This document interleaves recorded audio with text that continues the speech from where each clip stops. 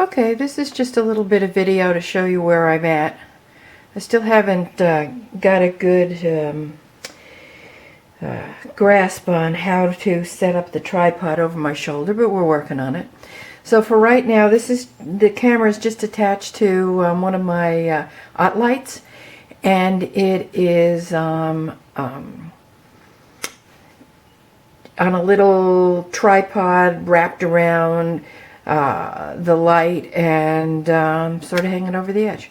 So here's the quilt, and what you see on the sides, this is just the towel. I protect as much as I can with some bath towels just to make sure, you know, leaning against it, keeping it clean, not rubbing on any of the stitches. So we're working here on the upper right hand corner, and when I start a quilt, I take a photograph of the entire quilt, and then I divide the quilt into appropriate sections. In this case it was fourths, and then I divided each one of the quadrants into 4, which will give me 16 pieces.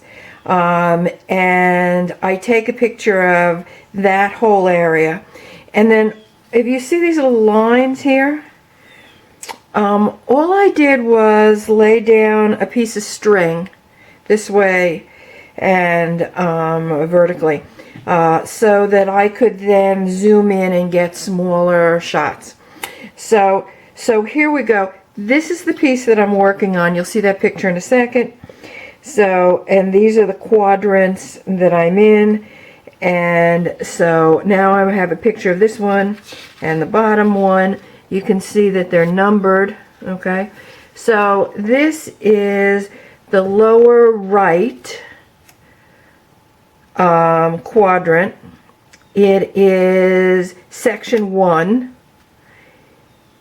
and if you take a look, you can see here's the fabric.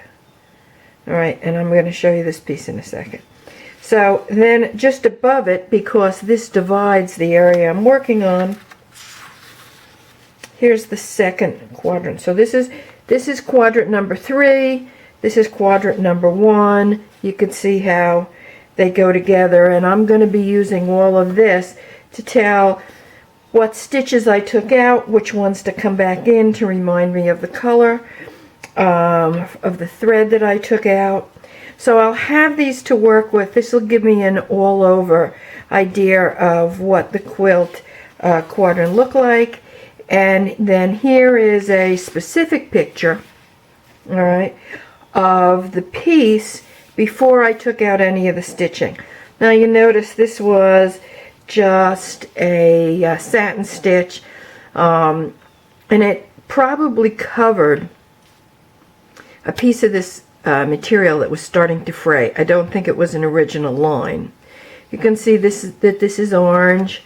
All right, down here this is a raspberry color, and it's variegated. And as I pull the stitches out, the raspberry came fairly far along until it got light, but the thread is faded.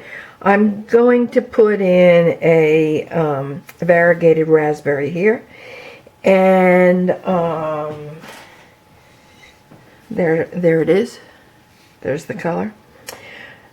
This has got an orange, and then this is white. Depending on what I have going along, I might decide, having pulled out these stitches, seeing that they might be a different color, to replace it with a cream, or to go along with whatever stitches seem to match. This looks white. However, it turned out to be a pale pink, and I did replace that with rose, as you can see up here. This is the rose thread. So here's the piece. It's settled in. Okay, I've done the variegated orange along here and replaced that. This will need a couple of stitches here. I didn't want to take out all of the green. It just seemed as if I like to leave in as many of the stitches that are in good condition that I can. So as you can see over here, these are starting to go, and I have a small tear here, but the rest of this material is in good shape, so I may just put in a corner and replace some of the stitches here, but I won't take it out until I finish up here.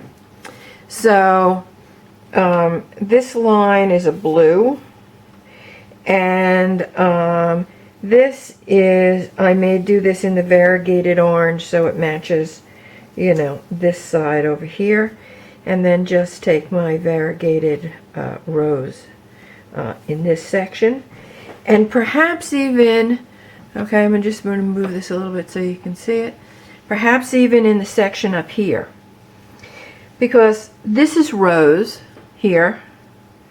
This was a light rose. I can do the variegated rose here, which will match the variegated rose that's over here.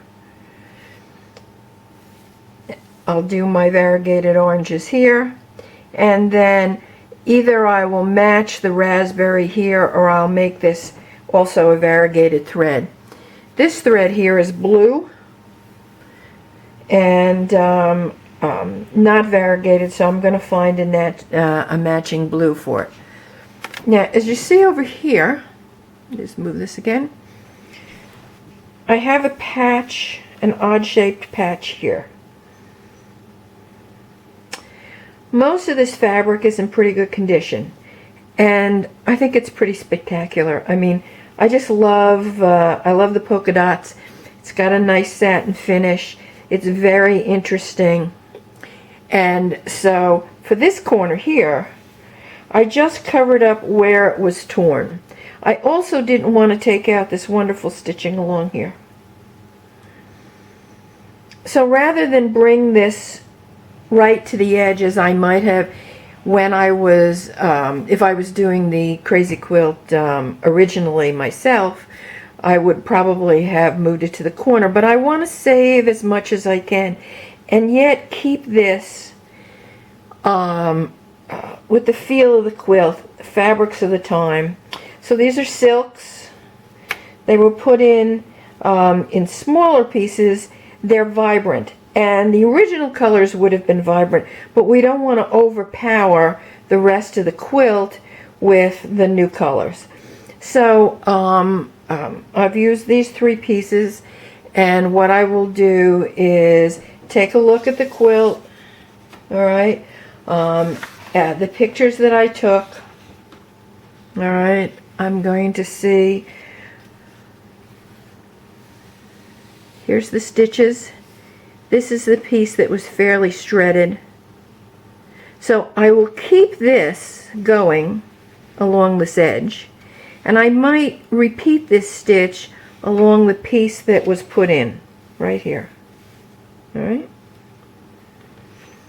This was blue, as you can see. Here are the stitches here. I'll do a blue along the edge, and then I will I'll repeat the stitches up here so you can see it. So I'll show you those pieces as I get there, but I just wanted to show you the picture so you can appreciate the photographs, the difference between where it started and where it finished. This is just a fabulous, fabulous flower. And we've given it some new life.